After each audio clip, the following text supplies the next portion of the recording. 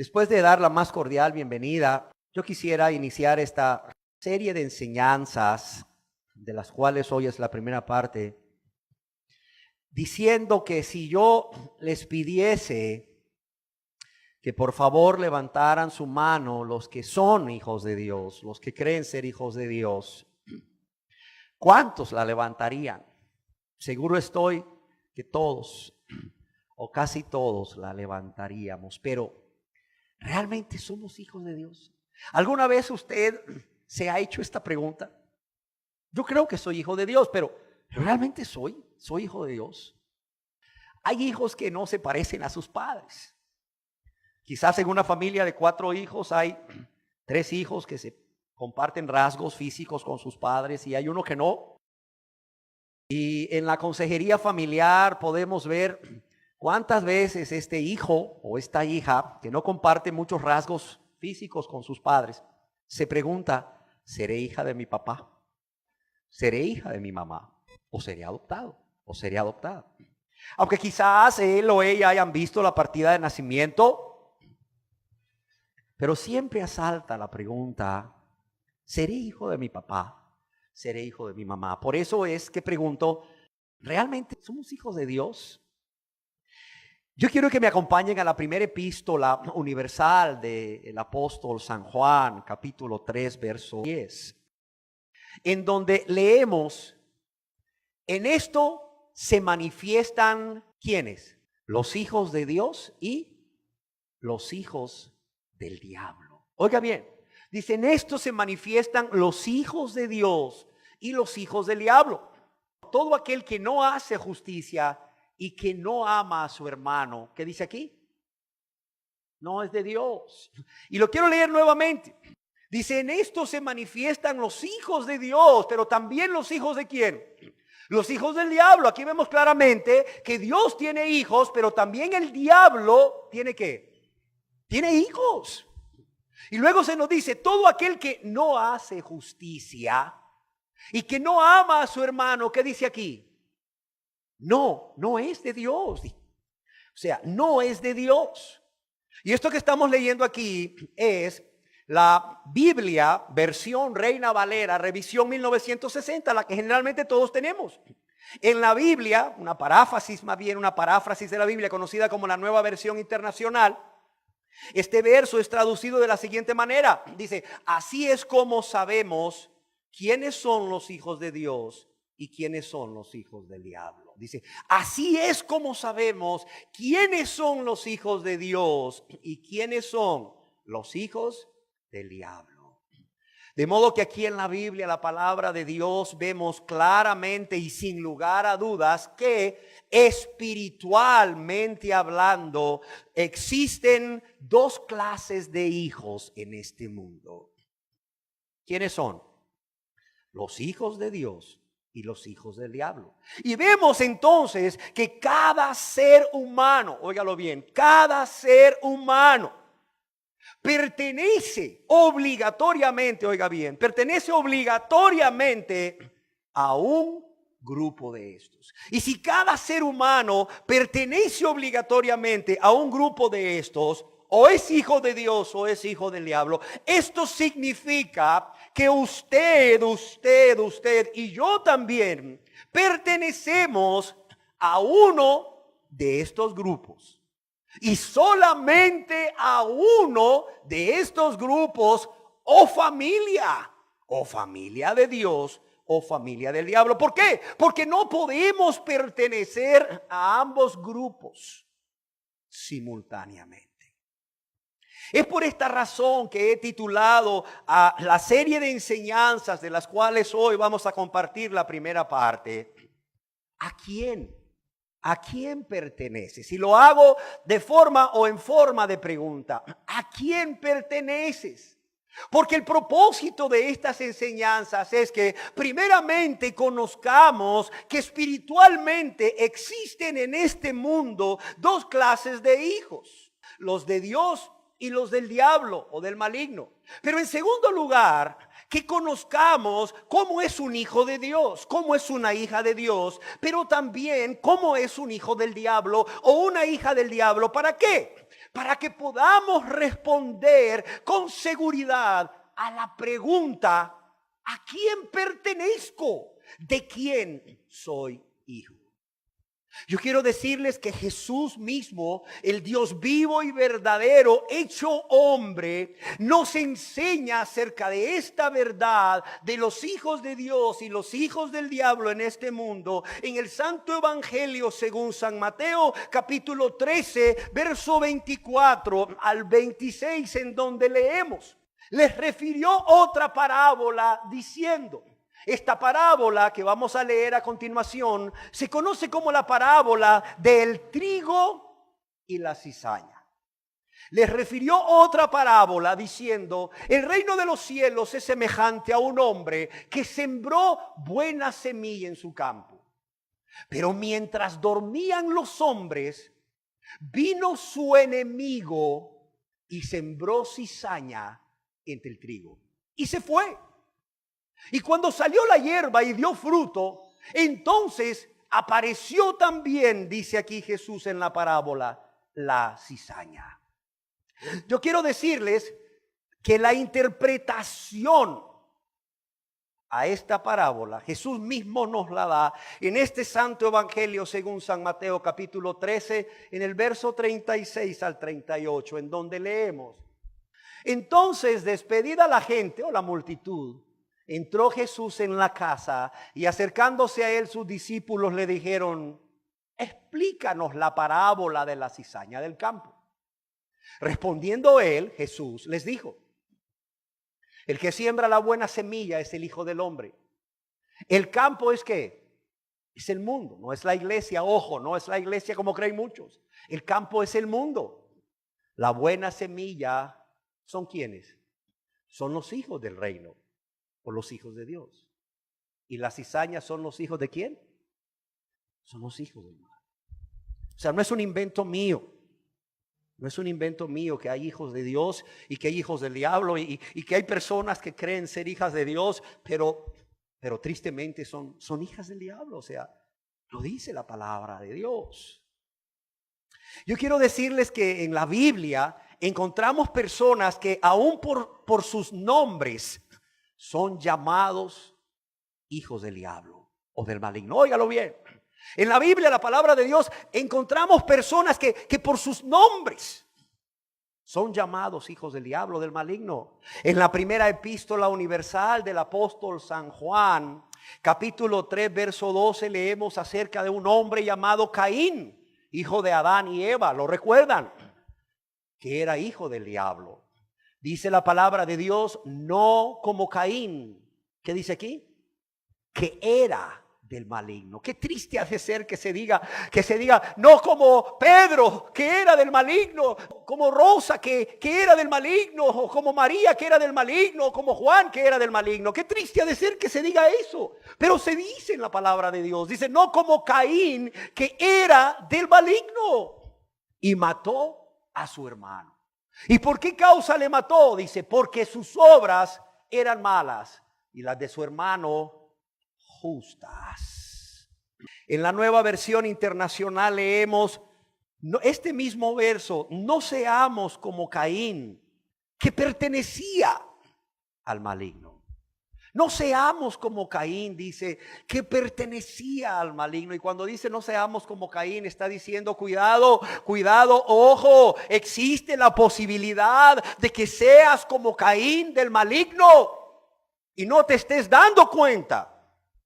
No seamos como Caín, que pertenecía, que era propiedad del maligno.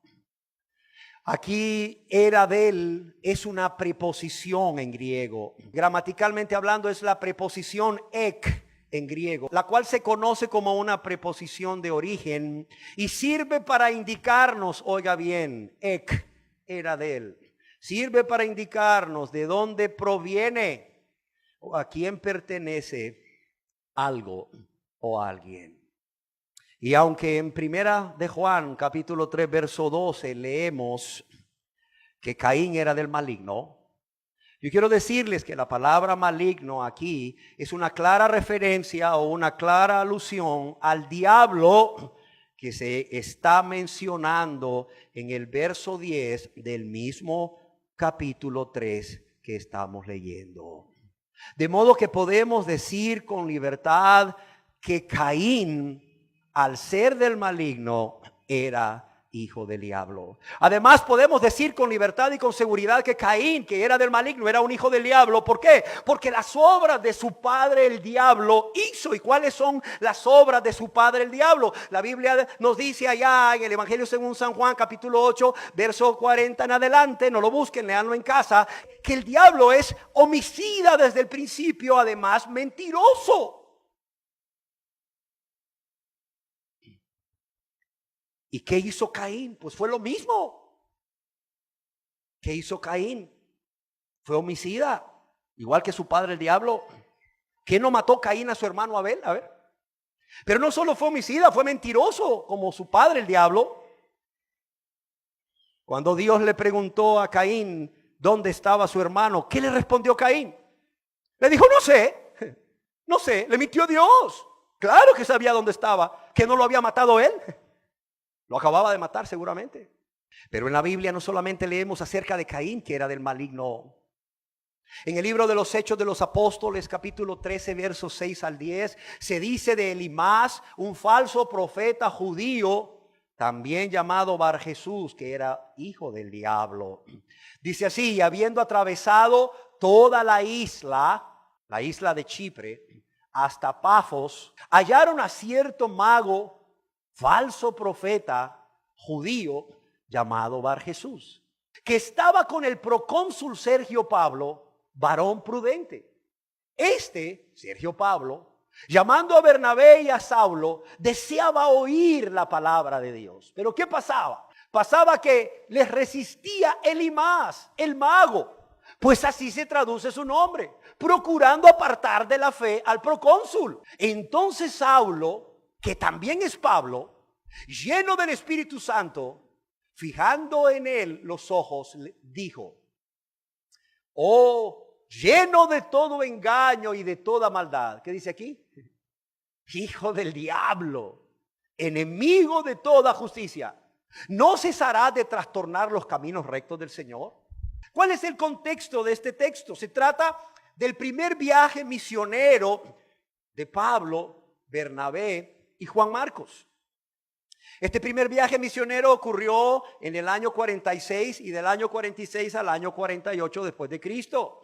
Y como parte de ese viaje misionero, ¿verdad?, salen de la ciudad de Antioquía, de Siria, llegan a la isla de Chipre, llegan a la ciudad de Pafos, que es la capital de la isla, ¿verdad?, donde este procónsul o autoridad máxima de la isla se interesa por la palabra de Dios y manda a llamar a Saulo, que es Pablo, como vemos. Y bueno, empieza a escuchar la palabra de Dios, pero este falso profeta le resistía. Ahí estaba entorpeciendo la predicación del evangelio.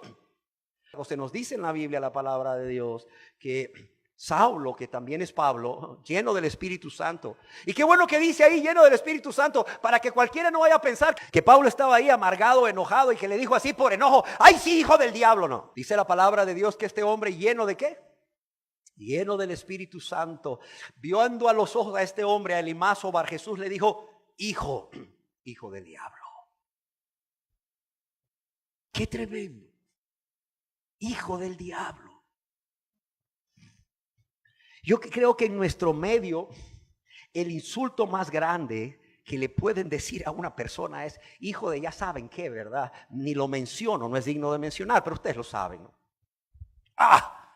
Le dicen a una persona hijo de tal, una puñalada en el corazón. No, yo creo que ese no debería ser el insulto más grave que le deberían de decir a alguien, o lo más grave que le deberían de decir a alguien.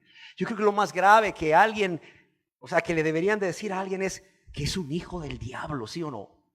A ver, piensen, ¿quién es el diablo? A ver, piensen por un momento, ¿quién es el diablo? A ver, ¿quién es el diablo? A ver, ¿quién me quiere decir quién es el diablo? A ver, sin pena, ¿quién es el diablo? A ver, ¿cómo conciben ustedes al diablo? Ahí dice homicida, ¿qué más? A ver, mentiroso, ¿qué más? El que hace mal, enemigo de Dios, ¿qué más? Alguien perverso, alguien cruel, alguien abominable, alguien que debe ser aborrecido por todos, el diablo. A ver, yo pregunto, ¿a quién le gustaría tener ese padre? No, hombre, aquí hay gente que se queja de los padres que han tenido. Miren, en consejería familiar a mí me dicen, no, hombre, usted supiera el papá que yo tuve, hombre. Ese hombre era perverso, era cruel. Ese hombre era un tirano. Ese hombre era muy malo. Le digo, si tú supieras que el diablo es peor y si no te has convertido a Dios, eres un hijo del diablo. Eres un hijo de un padre peor que el que tienes en la tierra. Pero ¿cuánto tiempo dedicamos a pensar en esta verdad? ¿Seré yo un hijo del diablo? ¿Seré yo un hijo del diablo? Y si por causa de las verdades que veremos posteriormente, que nos describen cómo es un hijo del diablo, alguna persona aquí se identificara con un hijo del diablo, es para que tiemblen. Para que tiemblen, porque tienen por padre a este ser malévolo, perverso, cruel, despiadado, tirano, maligno, como le quieran llamar, que se llama el diablo. Quiero decirles que en la Biblia no solamente encontramos a personas por nombre que son llamadas hijas del diablo. En la Biblia también, en el Santo Evangelio según San Juan, capítulo 8, verso 44, ahí leemos cómo Jesús llama a un grupo de personas judías, que por cierto se nos dice que habían creído en él, hijos del diablo. ¿Qué les dice Jesús a estas personas? Vosotros sois, fíjese bien, eran personas judías, eran personas que decían haber creído en Jesús como el Mesías, el Salvador. Pero ¿qué les dice Jesús? El que conoce los corazones les dice directamente: vosotros sois, ¿de quién? De vuestro padre, el diablo. Y los deseos de vuestro padre queréis hacer. Él ha sido homicida desde el principio y no ha permanecido en la verdad, porque no hay verdad en él. Cuando habla mentira, de suyo habla, porque es mentiroso y padre de mentira. Veamos de nuevo aquí el verso 44, Juan 8, 44. Vosotros sois de vuestro padre, el diablo. Oiga, que Jesús el Dios de amor, que Jesús el que dejó el cielo, la gloria, el que se hizo hombre para morir por nosotros de la manera que murió. Que Jesús el manso, el misericordioso, le diga a un grupo de personas directamente: vosotros sois de vuestro padre el diablo. Ha de haber sido impresionante, ¿sí o no? Estamos acostumbrados a pensar en Jesús como amor. Si yo les preguntase a ustedes, díganme una palabra para describir a Jesús, seguro estoy que la mayoría me diría amor. Claro, Jesús es amor. Quizás otros me digan misericordia. Claro, Jesús es misericordioso. Quizás otros me digan perdón. Claro, obtenemos el perdón por medio de Jesús. Pero ¿te imaginas a Jesús, el lleno de amor, el lleno de misericordia, el que se despojó de sí mismo, el que renunció a su vida para morir por nosotros, diciéndole a un grupo de personas que se creían hijos de Dios? Porque ese es el problema, esta gente se creía hijos de Dios. Ellos se creían hijos de Dios. Diciéndole a un grupo de personas que se creían hijos de Dios: vosotros sois de vuestro padre el diablo. Imagínatelo. Imagínate ese momento, imagínate esa escena. Ha de haber sido muy duro para este grupo de personas, ¿sí o no? A ver, piensa. Ha de haber sido muy impactante. A ver, por un momento pensemos que nosotros hubiésemos estado ahí y no solo hubiésemos estado ahí en ese momento, hubiésemos sido parte de ese grupo de personas a quienes Jesús les dice: vosotros sois de vuestro padre el diablo. A ver, piensa por un momento cómo te hubieras sentido. Tú ahí, varón, tú ahí, mujer, yo también, ahí con la multitud de este lado y Jesús enfrente, diciéndonos: vosotros sois de vuestro padre el diablo. ¿Cómo crees que nos hubiéramos sentido? Por lo menos, ¿cómo te hubieras sentido tú? Piensa. Te hubieras sentido muy mal. ¿Cómo? Si yo soy judío, yo soy del pueblo de Dios. ¿Cómo? Si yo soy cristiano, yo acepté a Cristo, yo soy hijo de Dios. ¿Cómo? Si todos somos hijos de Dios. Así piensa la gente, ¿sí o no? Pregúntale al taxista ahí que va enamorando mujeres ahí por donde va y con aquella música a todo volumen y que va peleando ahí vía con todo el mundo, insultando a todos los conductores. Oiga, joven, ¿y usted es hijo de Dios o hijo del diablo? ¿Qué crees que te va a decir? No, hombre, yo soy hijo de Dios. ¿Sí o no? ¿Ah? Pregúntale ahí al hombre que va saliendo del motel con su amante. Disculpe, caballero, no se preocupe, no voy a cometer ninguna imprudencia. No se preocupe, ¿verdad? Solo quiero hacerle una pregunta. ¿Usted es hijo de Dios o hijo del diablo? Te va a decir, oiga, hasta la pregunta es necia. Soy hijo de Dios. Pregúntale a la mujer amargada. Sí, pregúntale a la mujer amargada que aborrece a todo el mundo. Oiga, señora, ¿y usted es hija de Dios o hija del diablo? Oye usted, yo soy hija de Dios. Y algunas agregan, con todo y su amargura, hasta me congrego. Tengo ministerios. Con todo y una amargura, mira que ya no puede con ella.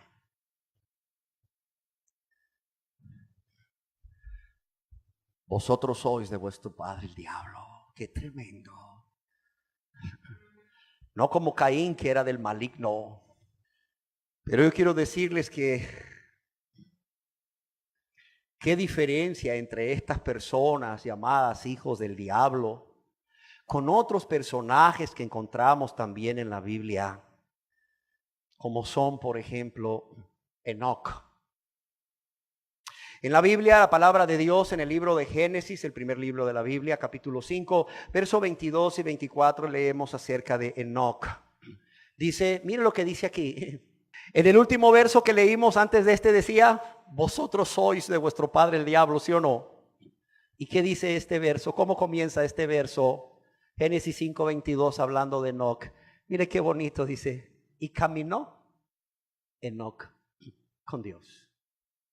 Y caminó Enoc con Dios después que engendró a Matusalén 300 años y engendró hijos e hijas. Y mira lo que dice el verso 24, dice, caminó pues Enoc con Dios y desapareció, es decir, no murió. ¿Por qué? Porque le llevó Dios. La Biblia nos dice que por fe Enoc caminó con Dios hasta que fue traspuesto, hasta que fue sacado de este mundo sin ver muerte. Y cuando se nos dice que Enoc caminó con Dios, ¿qué quiere decir esto? Algunos han traducido esto de caminó con Dios como se propuso caminar con Dios, lo cual también es una traducción válida. Y me gusta mucho esta otra traducción, se propuso caminar con Dios, porque esto nos habla de que Enoc estaba decidido de manera consciente, estaba decidido de manera voluntaria ¿a qué? A vivir para Dios. Caminó Enoc con Dios, se propuso caminar. Es una decisión consciente y voluntaria de vivir consagrado, entregado a Dios. Así como un hombre vive entregado, consagrado para su esposa, así como una esposa vive entregada y consagrada para su esposo, así como una madre vive entregada y consagrada para sus hijos. Así Enoc también estaba decidido a vivir para Dios. Caminar con Dios es entonces vivir una vida diaria en comunión, en amistad, en una relación íntima, firme con Dios, amando a Dios con todo su corazón, con toda su alma, con toda su mente y todas sus fuerzas, agradando a Dios, en obediencia a Dios, en obediencia a la voluntad de Dios y no a la nuestra. Y eso se nos dice de Enoc. Cuando se nos dice así, Enoc caminó con Dios, todo eso se nos está diciendo. Todo eso que acabamos de ver que es caminar con Dios, se nos está diciendo de Enoc, a diferencia de Caín, a diferencia de Elimás, A diferencia de estos judíos que decían ser pueblo de Dios, ser hijos de Dios, pero no lo eran. Pero en la Biblia no solo vemos que Enoc caminó con Dios, sino que no caminó con Dios todo el tiempo de su vida hasta que fue traspuesto, hasta que fue llevado por Dios sin ver muerte, agradando a Dios, agradando al Señor. A los que les gusta anotar, anota Hebreos capítulo 11, verso 5. Cuando leas en casa Hebreos capítulo 11, verso 5, vas a ver que ahí se nos dice que Enoc agradó al Señor. Así se nos dice. Enoc agradó al Señor. No solo caminó con Él en esa relación de amistad, de compañerismo, esa relación de amor íntima cada día, sino que Él agradaba a su Señor y a su Dios en todo, a pesar de las circunstancias, toda su vida. Y es que como alguien escribió, caminar con Dios es una obra que perdura toda la vida y no el trabajo de una hora. Caminar con Dios es un diario vivir toda tu vida hasta que mueras o hasta que Cristo venga en su segunda venida, lo que suceda primero. Y no es la obra de una hora. Y como alguien también escribió, es bueno empezar bien. Claro que es bueno empezar bien. Pero es aún mejor continuar firmes hasta el fin. Es bueno empezar bien, pero es aún mejor continuar firmes con la ayuda de Dios hasta el fin. Esto leemos de Enoc en la Biblia. Y bueno, ¿qué decir de Noé? Creo que aquí todos hemos oído o leído acerca de Noé. Desde niños se nos enseña acerca de Noé y el arca de Noé, ¿sí o no? A mi hijo Luis le encanta que le lea la historia de Noé y el arca. ¿Qué decir de Noé? En la Biblia, en el libro de Génesis capítulo 6, verso 9, leemos acerca de Noé. Estas son las generaciones de Noé. Mientras en las otras se nos decía que eran del maligno, hijos del diablo. ¿Qué se nos dice de Noé? Dice, estas son las generaciones de Noé. Dice, ¿Noé qué? Varón justo. ¿Qué dice aquí? Era perfecto en sus generaciones. Y al igual que Enoc, mira lo que se nos dice también de Noé, además de que era justo y perfecto. Con Dios caminó Noé.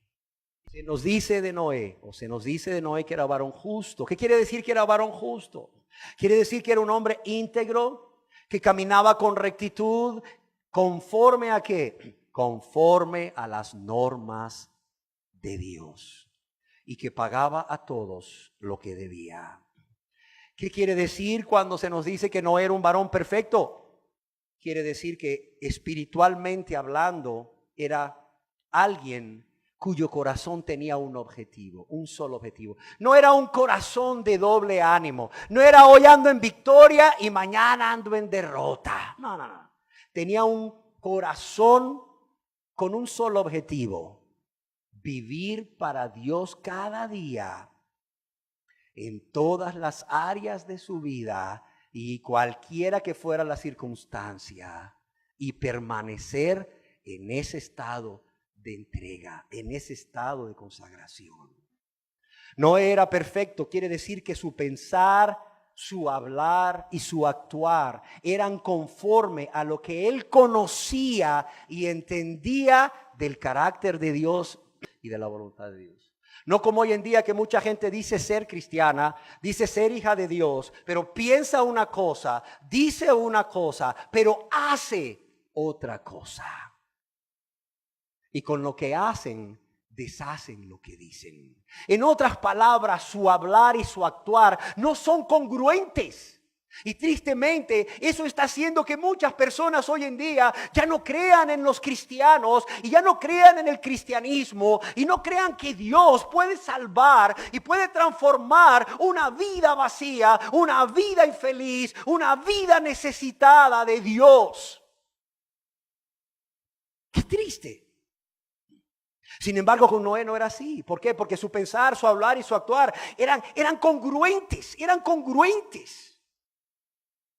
Era una persona consistente, como lo describe Adam Clarke. Era una persona consistente en todas las cosas. Pero no solo era consistente, congruente, no se apartaba de la verdad. Ni en principios, ni en práctica. Y cuando hablamos de hombres de Dios como Enoc, como Noé, ¿cómo olvidar a Abraham? El padre de la nación judía. ¿Cómo olvidar a Abraham, de quien se dice en la Biblia, allá en el libro de Santiago, capítulo 2, verso 23, que este hombre Abraham era un amigo de Dios? Dice, y se cumplió la escritura que dice, Abraham creyó a Dios y le fue contado por justicia y fue llamado como amigo de Dios. ¿Qué diferencia? Caín era del maligno, el otro era un hijo del diablo. A los otros Jesús les dijo, vosotros sois de vuestro padre el diablo. Pero dice la palabra de Dios que Abraham creyó a Dios y le fue contado por justicia y fue llamado amigo de Dios. Y cuando estudiamos la palabra de Dios más a fondo, nos impresionamos, como es este caso. Yo quiero decirles que la palabra que se utiliza aquí en el griego, en que se escribió el Nuevo Testamento para amigo, no es etairos. No es etairos, que significa compañero o socio, sino que la palabra en griego que se utiliza para amigo es filos. Y filos en griego es un adjetivo que es un término cariñoso. Es un adjetivo que denota ser amado o ser querido. En otras palabras, cuando se nos dice aquí en la Biblia, en el libro de Santiago, que Abraham era amigo de Dios, lo que se nos está diciendo es que Abraham era un amigo muy querido, un amigo muy amado por Dios. ¿Qué cosas? ¿Qué diferencia entre los unos y los otros? Un amigo muy querido de Dios, un amigo muy amado de Dios. Y cuando hablamos de amigos amados de Dios, me recuerda a otro personaje bíblico llamado Daniel, que creo que también todos o casi todos aquí hemos oído hablar de él. Daniel, el del foso de los leones. Otra historia que le gusta mucho a los niños. En el libro del profeta Daniel, en el capítulo 9, verso 23, vemos cómo el ángel Gabriel se refiere a este hombre Daniel. ¿Qué le dice el ángel Gabriel al profeta Daniel? Le dice, al principio de tus ruegos fue dada la orden, y yo he venido para enseñártela. ¿Y qué dice aquí? Porque tú eres, ¿qué? Muy amado. Óyelo bien. Mira, ¿cuál es el contexto? O sea, Daniel había tenido una visión y oró a Dios que se la revelara. Y al principio de sus ruegos fue dada la orden por Dios al ángel Gabriel que viniera a revelarle a Daniel lo que él quería saber. Y le dice, al principio de tus ruegos, tus oraciones llegaron a Dios y del mismo Dios fue dada la orden de que yo viniese. Esto es lo que dice aquí prácticamente. Y yo he venido para enseñarte eso que tú quieres saber. ¿Por qué? ¿Por qué he venido? ¿Por qué Dios me mandó? Porque tú, Daniel, ¿eres qué? Eres muy amado. Eres muy amado. Mira, yo no sé en ese momento cómo se sintió Daniel. Oye, ¿sabes qué? El ángel viene. Yo creo que eso es capaz de hacer que cualquiera de nosotros se desmaye. Te aparece un ángel, oye. Pero además de lo impresionante que se te aparezca el ángel, oye, lo impresionante es que tus oraciones fueron escuchadas. Que Dios te diga, fulano de tal, fulana de tal, tus oraciones fueron oídas por Dios. E inmediatamente que Dios escuchó tus oraciones, me envió. Yo estoy aquí en respuesta a tu oración. Eso va a ser también impresionante, ¿sí o no? ¿Qué es más impresionante? ¿Ver que un ángel se te aparece o el saber de que el mismo ángel te dice, Dios sabe quién eres, Dios te conoce, Dios escucha tus oraciones y porque escucha tus oraciones me envió a mí en respuesta de tus oraciones? Wow, ¿qué es más impresionante? No lo sé, quizás las dos por igual. Pero cuando Daniel oye, porque eres muy amado, yo creo que esto es lo más impresionante de todos. Aquí la pregunta es, ¿eres muy amado por quién? ¿Por quién era muy amado Daniel? A ver, ¿por quién era muy amado Daniel? ¿Por Gabriel o por Dios? Por Dios. Oye, que un ángel venga y te diga, yo soy el ángel, yo vengo aquí porque Dios oyó tus oraciones, pero estoy aquí porque eres muy amado por Dios. Wow, yo creo que esto es capaz de hacer que el corazón de nosotros, de cualquiera de nosotros, estalle de gozo, de alegría, pero también de amor por Dios. ¿Sí o no? Qué cosas tan diferentes, ¿verdad? De unos era del maligno, de otros hijo del diablo, de otros vosotros sois de vuestro padre el diablo, y de estos justo, perfecto, caminó con Dios. Y ahora el otro, amigo de Dios. Y ahora el otro, muy amado por Dios. ¿Qué cosas? Aún el rey Darío, el rey que gobernaba en ese entonces la tierra donde vivía Daniel. El rey Darío tiene algo que decirnos acerca de Daniel para que veamos lo que se dice de estos hombres. En el libro también de Daniel, capítulo 6, verso 19 y 20, leemos lo que dice el rey acerca de Daniel. El rey pues se levantó muy de mañana y fue apresuradamente al foso de los leones, es decir, ya habían introducido a Daniel en el foso de los leones, y el rey, por más que quiso evitarlo, no pudo, y no durmió toda la noche pensando en su amigo Daniel. Y se levantó muy de mañana y fue apresuradamente al foso de los leones, y acercándose al foso llamó a voces a Daniel con voz triste y le dijo: Daniel, hijo del diablo, ¿cómo estás? No le dijo así, ¿verdad? Perdón, ¿cómo le dijo? Siervo del Dios viviente. No le dijo hijo del diablo. Le dijo: Daniel, ¿siervo de qué? Del Dios viviente. ¿Qué diferencia? Hijos de Dios, hijos del diablo. Daniel, siervo del Dios viviente. El Dios tuyo. Y mire qué precioso. ¿Qué testimonio daba Daniel? El mismo testimonio que todos los cristianos deberíamos de dar. El mismo testimonio, ningún otro. Daniel le dice: el Dios tuyo. ¿A qué dice aquí? A quien tú continuamente sirves, ¿te ha podido librar de los leones?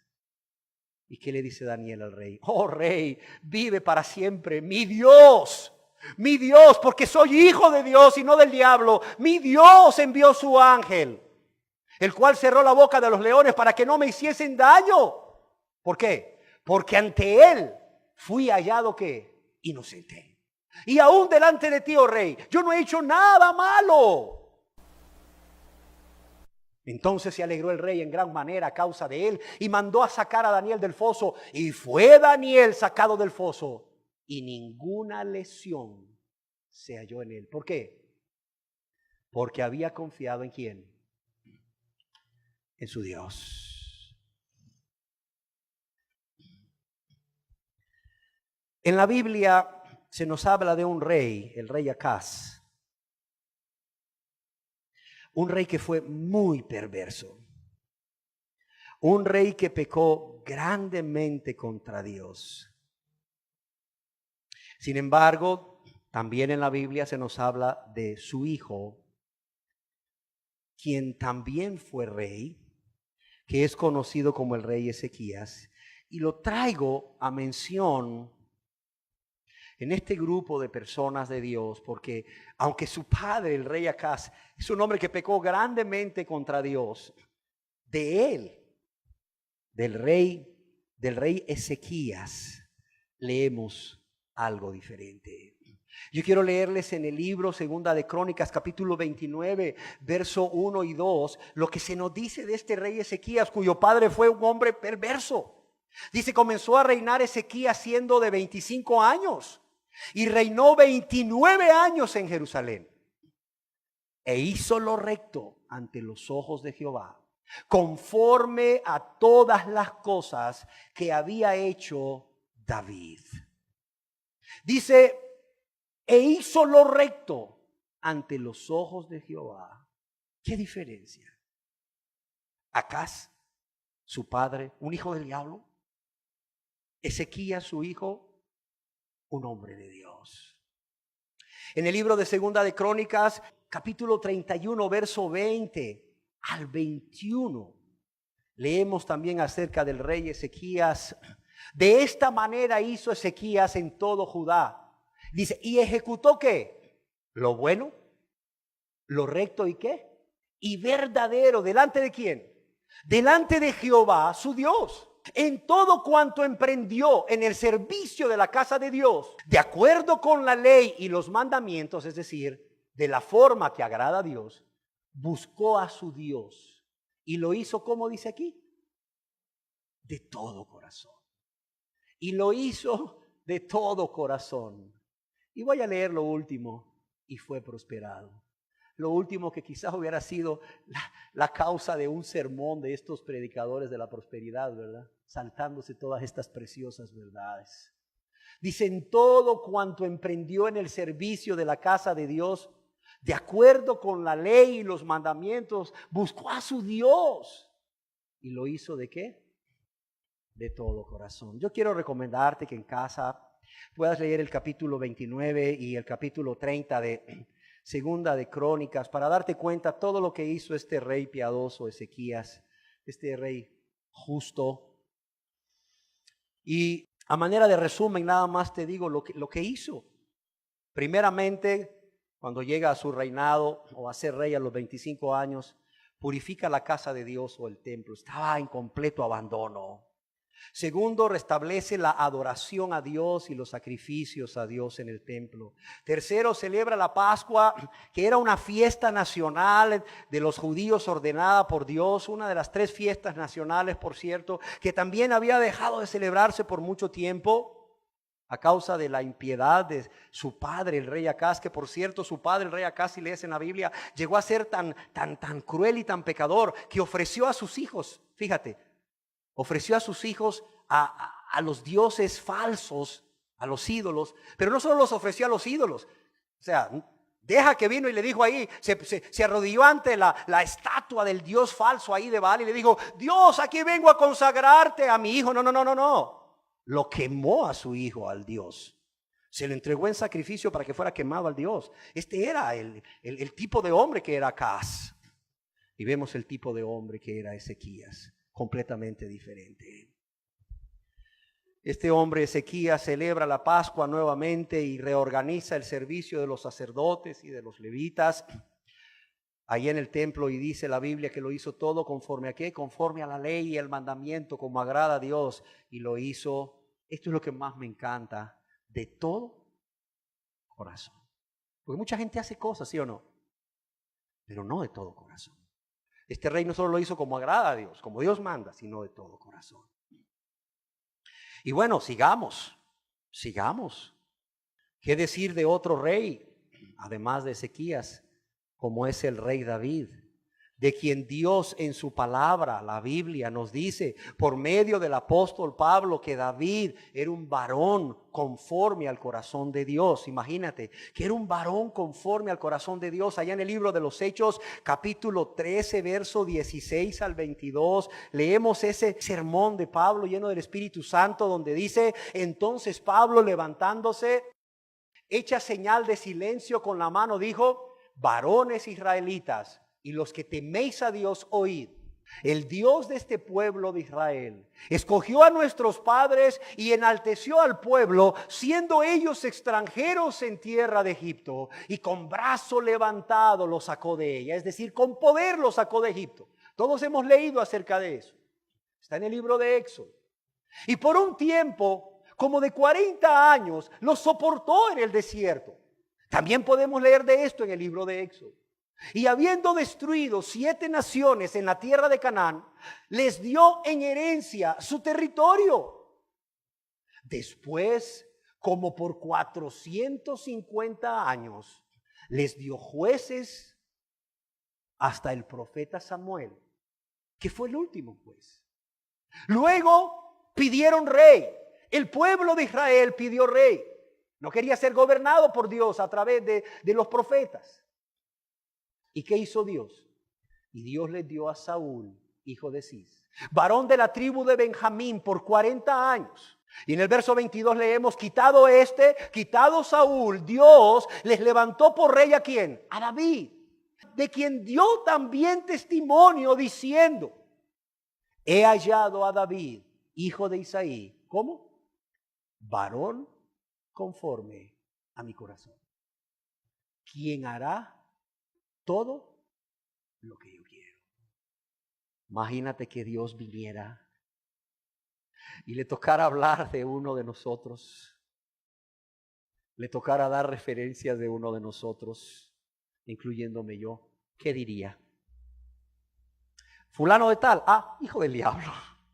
Ya vimos que Jesús no se tocaba los hígados, ¿verdad? Para decir hijo del diablo, ¿verdad? Fulano de tal, hijo del diablo. Fulana de tal, otra hija del diablo. ¿O qué diría? Mi amigo, el muy amado. Mi amiga, la muy amada. Fulano de tal, varón conforme a mi corazón.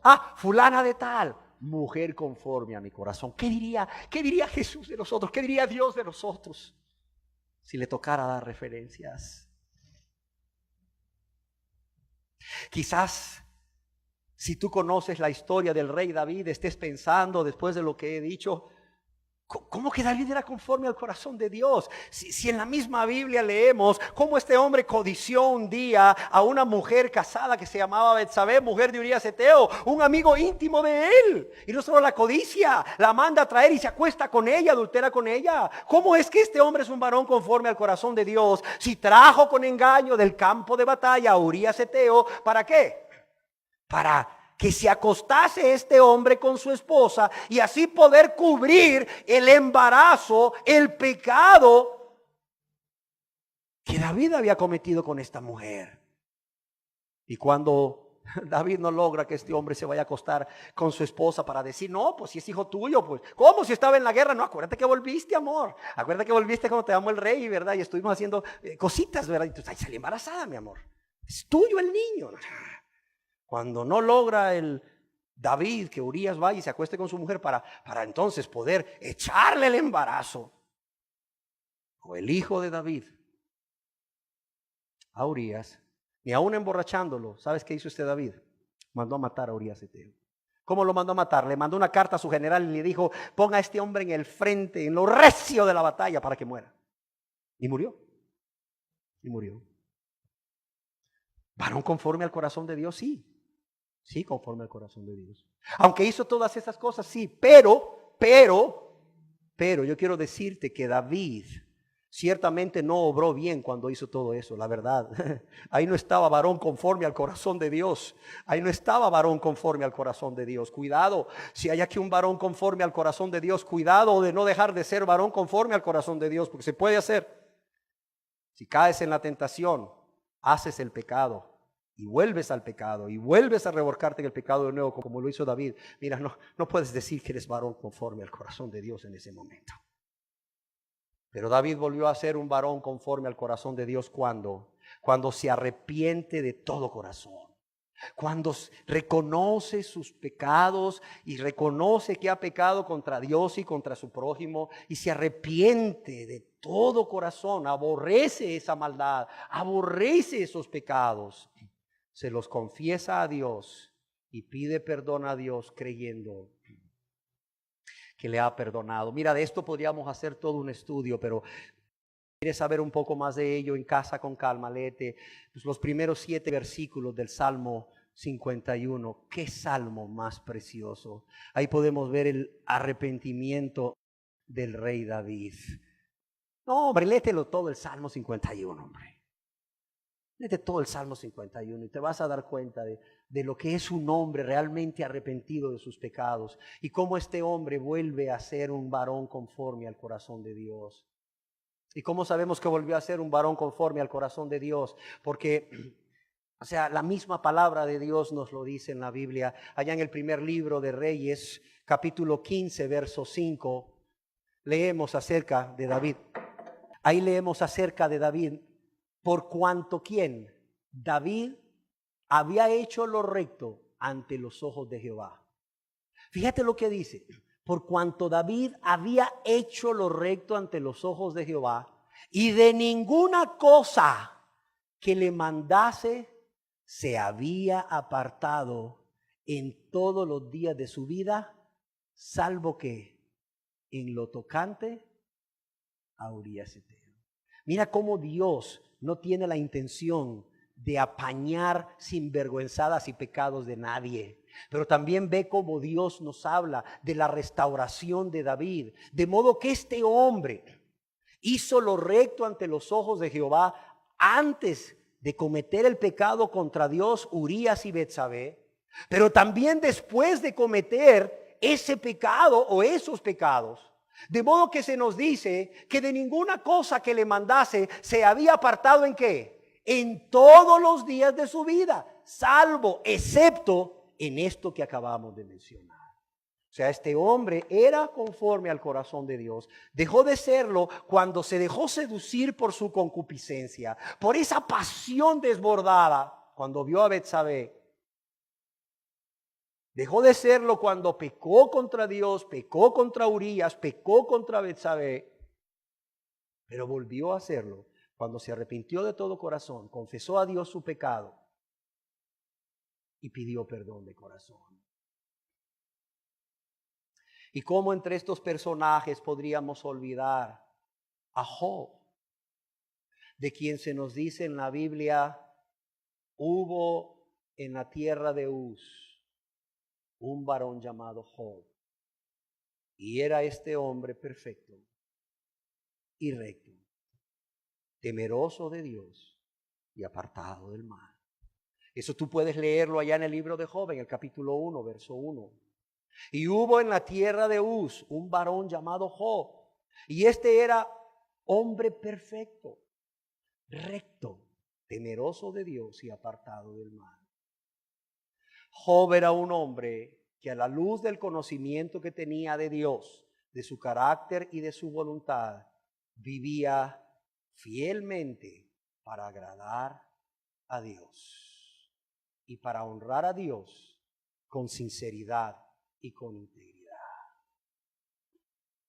¿Y qué decir, ya para terminar? ¿Y qué decir de Simeón y de Ana, de quienes podemos leer acerca de ellos en el Nuevo Testamento? En el Santo Evangelio según San Lucas, capítulo 2, verso 25 al 27, leemos de Simeón lo siguiente. Y he aquí había en Jerusalén un hombre llamado Simeón, hijo del diablo. No dice hijo del diablo, ¿verdad? ¿Cómo dice? Y este hombre, ¿qué dice que era?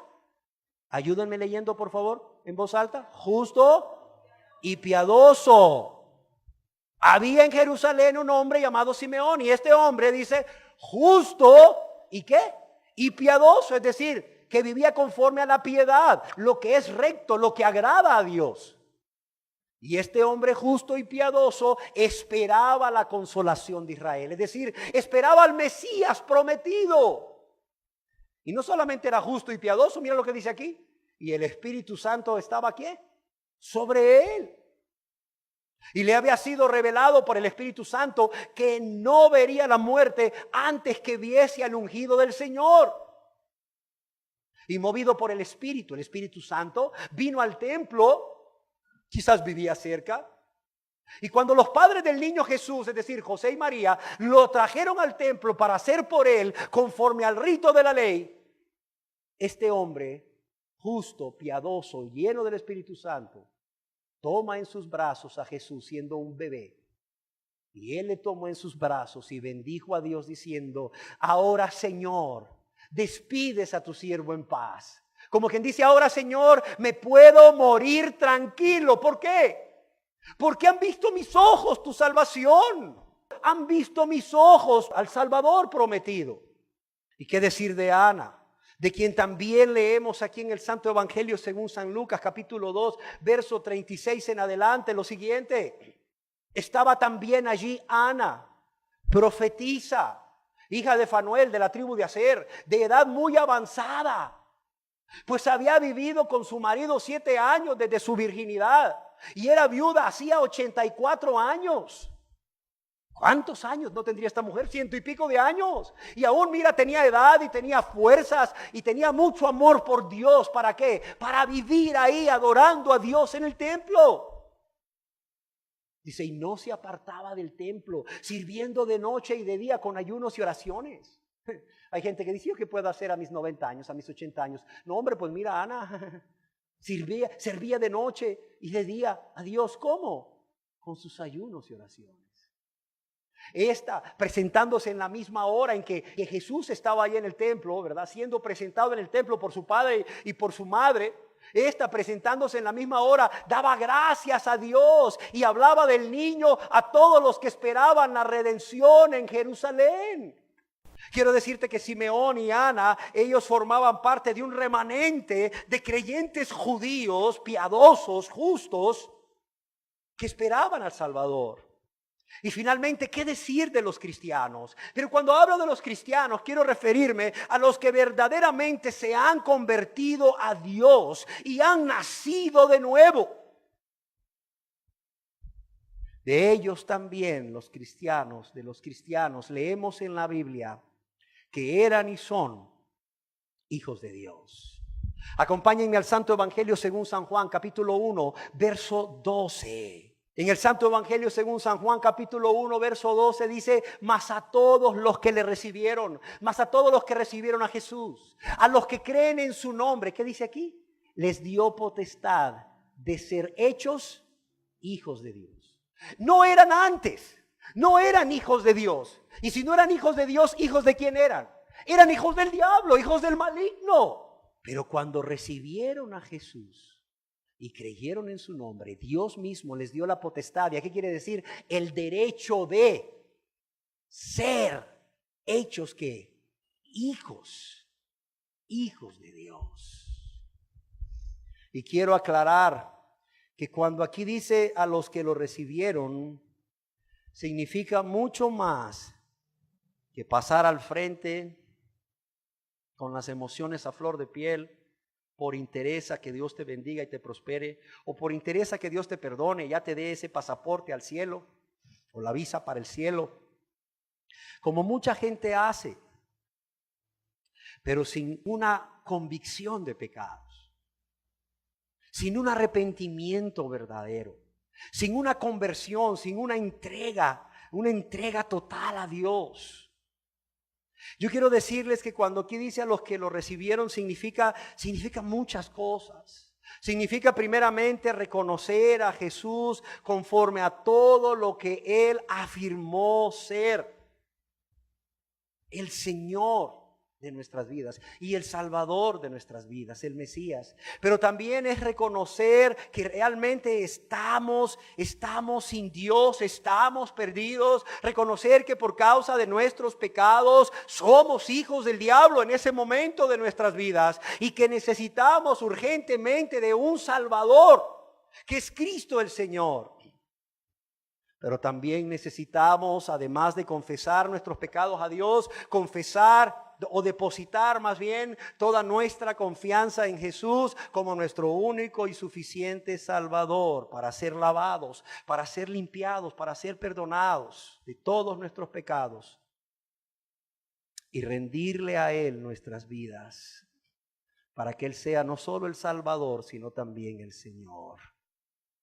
Y a los que le reciben cumpliendo estos requisitos, a estos y solo a estos, dice la palabra de Dios, como acabamos de leer, que Dios les da potestad, el derecho de reclamar el título de hijos de Dios, el derecho a llamarse hijos de Dios.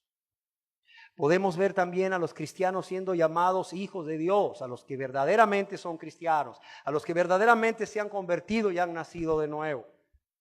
Porque también Dios dice a través de Jesús, Dios vivo y verdadero en su palabra, no todo el que dice Señor, Señor, ¿qué? Entrará en el reino de los cielos. No todo el que dice Señor, Señor entrará en el reino de los cielos. Vemos también en muchos otros textos de la Biblia, pero solo voy a citar uno más, cómo los cristianos son llamados en la Biblia, en la palabra de Dios, hijos de Dios. Allá en la epístola del apóstol San Pablo a los Romanos, en el capítulo 8, verso 14, en donde dice así: porque todos los que son guiados por el Espíritu de Dios, óigalo bien, todos los que son guiados por el Espíritu de Dios, ¿estos qué dice? Son hijos de Dios. Se necesita no solamente nacer de nuevo, no solamente recibir a Jesús, como dijimos, con un arrepentimiento sincero y una conversión. Se necesita ser guiados por el Espíritu. Se necesita andar en el Espíritu. ser gobernados por el Espíritu de Dios, no vivir conforme a nuestros deseos carnales, no vivir conforme a nuestros deseos de los ojos y la vanagloria de la vida, no vivir conforme a nuestras emociones, sino guiados por el Espíritu de Dios. Y aquellos, todos los que son guiados por el Espíritu de Dios, no por sus emociones, no por sus deseos de la carne, ni por lo que dicen aún falsos profetas torciendo las Escrituras, estos, los guiados por el Espíritu de Dios, ¿son qué? Son hijos de Dios. Son hijos de Dios. De modo que hay hijos de Dios. ¿Y hay hijos de qué? Casi no los oí. Del diablo. Hay dos grupos de personas. Los hijos de Dios y los hijos del diablo. ¿Y tú? ¿A quién perteneces? ¿De quién eres hijo? De Dios, dicen por acá. Y finalizo con una pregunta: ¿por qué es importante que examinemos? ¿O por qué es importante examinarnos a nosotros mismos y reconocer a quién pertenecemos? Si somos hijos de Dios o hijos del diablo. ¿Por qué es importante que nos examinemos y reconozcamos a quién pertenecemos o de quién somos, si somos hijos de Dios o del diablo? ¿Saben por qué? Porque el fin eterno, óigalo bien, el fin eterno de los hijos de Dios y el fin eterno de los hijos del diablo no es el mismo. No es el mismo. Es más, es totalmente opuesto. Aunque quizás tú aquí veas a muchos hijos del diablo viviendo, ¿verdad?, llenos de opulencia, viviendo con riquezas, con poder, alcanzando todas las metas que se han propuesto. Y quizás veas a hijos de Dios que están viviendo con lo necesario. No falta, pero están viviendo con lo necesario. Yo quiero decirte que siempre va a haber un final. Siempre va a haber un final para los hijos de Dios y para los hijos del diablo. Y este final, que es eterno, es muy diferente. No es el mismo, es más, es lo opuesto. Y Jesús nos lo dice, y traigo aquí las palabras de Jesús, para que no digan: no, es que este pastor vino a meternos miedo para que nos entreguemos a Dios. Quizás será que al final va a ser la oración de aceptar a Cristo y quiere que todos salgamos corriendo al frente y nadie se quede, ¿verdad? Porque el final de los hijos del diablo va a ser terrible. No, para nada. Ni voy a hacer el llamado ni nada.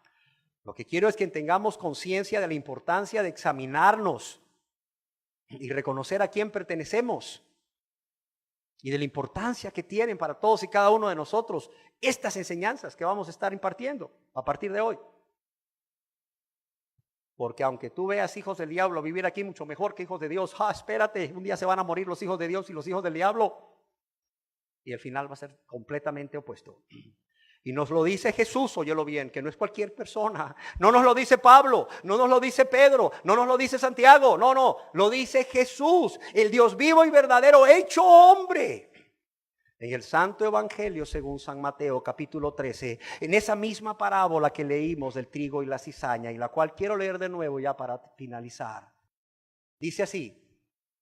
Hablando de Jesús, le refirió otra parábola diciendo: el reino de los cielos es semejante a un hombre que sembró buena semilla en su campo. Pero mientras dormían los hombres, vino su enemigo y sembró cizaña entre el trigo y se fue. Y cuando salió la hierba y dio fruto, entonces apareció también la cizaña juntamente con el trigo. Y quiero decirles que la cizaña y el trigo se parecen muchísimo. Y no solo se parecen muchísimo, debajo de la tierra sus raíces se entremezclan fuertemente o se unen fuertemente.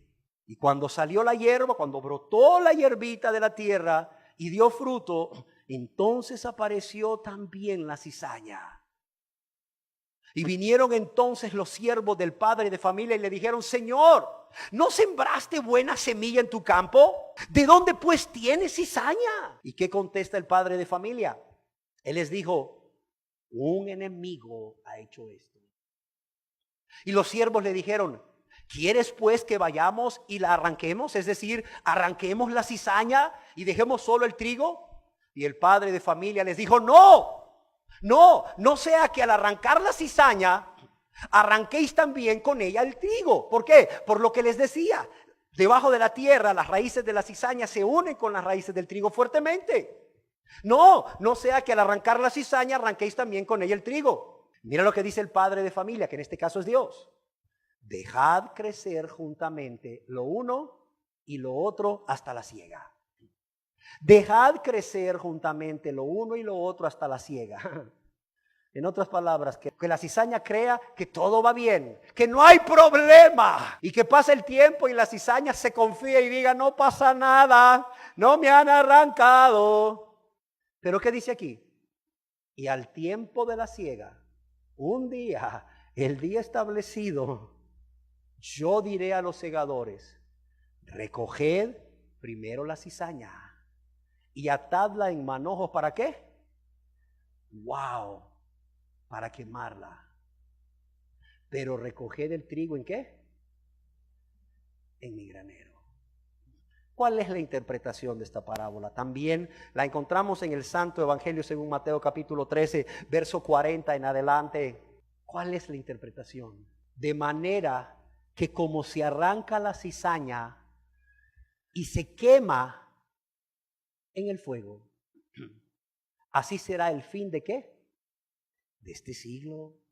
Enviará el Hijo del Hombre, Jesús, cuando venga en su segunda venida, a sus ángeles, y recogerán de su reino a todos los que sirven de tropiezo y los que hacen iniquidad, a los hijos del malo, como dijo Jesús. ¿Y qué dice aquí? Y los echarán en el horno de fuego. Mira el final eterno. Y los echarán en el horno de fuego. Allí será el ¿qué? El lloro y el crujir de dientes. ¿Y qué dice? Entonces los justos, los hijos de Dios, mira la diferencia. Mientras los otros son echados al infierno, los justos, ¿qué dice aquí? Resplandecerán como el sol en el reino de su Padre. El que tiene oídos para oír, que oiga. Hay hijos de Dios y hijos del diablo en el mundo, y por el momento, mira, los hijos del diablo están confiadísimos, están tranquilos, dicen: peco y no pasa nada, peco y Dios no me hace nada, soy prosperado en mis negocios, cada vez tengo más dinero, tengo más fuerzas, tengo salud, hago lo que quiero, aún lo malo hago y me sale bien, con mi dinero y con mi poder, puedo hacer lo malo y salir bien librado. Y aquí estoy, he vivido 50 años, he vivido 60 años, he vivido 80 años y aquí estoy. No pasa nada, Dios no me va a hacer nada. Cuidado. Cuando Jesús venga en su segunda venida y va a enviar a sus ángeles a separar el trigo de la cizaña, a separar de este mundo los hijos del diablo y los hijos de Dios. Cuando Jesús venga en su segunda venida y venga a juzgar a las naciones y separe a los hijos de Dios a la derecha y separe a los hijos del diablo a la izquierda, y les diga a los hijos de Dios que están a la derecha: pasad, benditos de mi Padre, pasad, amados de mi Padre, al reino eterno que os ha sido preparado desde la fundación del mundo. Ahí va a ser gozo. No va a ser gozo con los hijos de Dios. Pero cuando se le diga a los hijos del diablo a la izquierda y se les diga: apartaos de mí, malditos, no os conozco, al fuego eterno, ahí va a ser el lloro y el crujir de dientes. Y los que decían: no pasa nada, no pasa nada, Dios no ve, Dios no oye, Dios no va a hacer nada, Dios no va a hacer bien ni va a hacer mal, ese día, cuando sean colocados a la izquierda y escuchen del Dios de amor, del Cristo de amor, del Salvador de amor, apartados de mí, malditos, al fuego eterno. Eso va a ser terrible. Por eso es que es importante, amados y amadas, que seamos honestos en reconocer si verdaderamente somos hijos de Dios o somos hijos del diablo. Que reconozcamos aquí y ahora en la tierra, mientras aún hay esperanza, óigase bien. Que reconozcamos aquí y ahora en la tierra, mientras Jesús aún es el glorioso y amoroso Salvador. Porque cuando Él venga en su segunda venida con sus ángeles y sus santos a juzgar y a poner a los hijos de Dios a la derecha y a los hijos del diablo a la izquierda, ahí Jesús ya no va a ser ese glorioso y amoroso Salvador, va a ser ese glorioso e implacable juez. Así que tú decides si estás dispuesto a examinarte a ti mismo o examinarte a ti misma. Y si es necesario,